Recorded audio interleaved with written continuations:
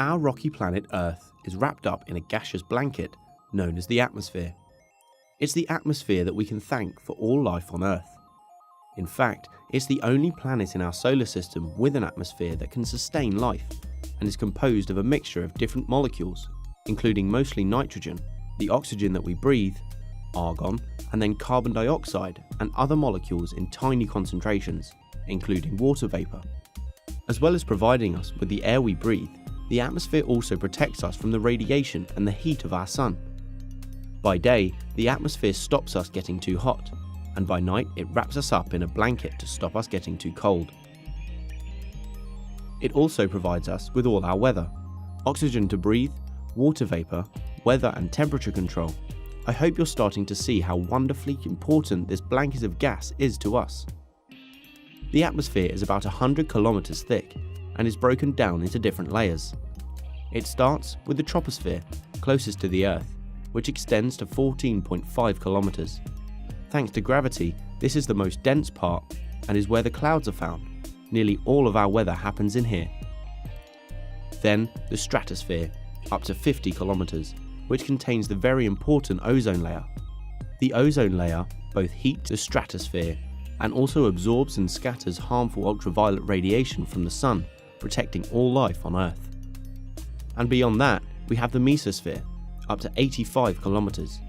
The mesosphere protects us from flying pieces of space rock called meteors. When they hit the mesosphere, the friction of the air causes most of them to burn up, or at the very least to break down into much smaller pieces. Then there's the thermosphere. The International Space Station orbits the Earth at 400 kilometers. And then the exosphere is where our atmosphere merges into outer space. Another wonderful thing the atmosphere does is that it enables us to hear each other, to hear bird songs, to hear cars as we cross the road. Sound waves need air to travel. As there is no air in space, sound can't travel, so space is silent.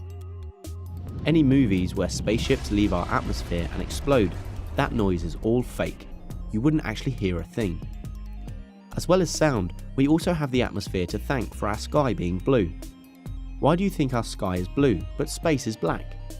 Pause the video and have a think. The white light from our sun hits the molecules in our atmosphere, which cause the blue light to scatter off in all directions, giving our blue coloured sky. The blue light in particular scatters because it has the shortest wavelength, and so is interfered with by the molecules in the Earth's atmosphere much more than the other wavelengths. The moon has no atmosphere, and so the sky is black day and night because there is no particles to cause the blue light rays to scatter. That's why all photographs of the Apollo moon landings always have a dark sky.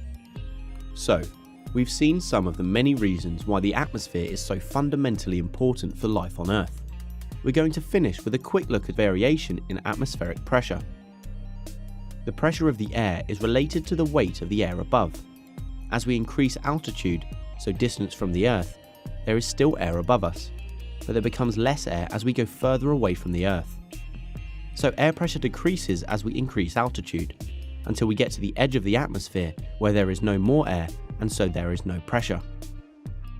Most of the atmosphere's molecules are close to the Earth's surface, thanks to gravity.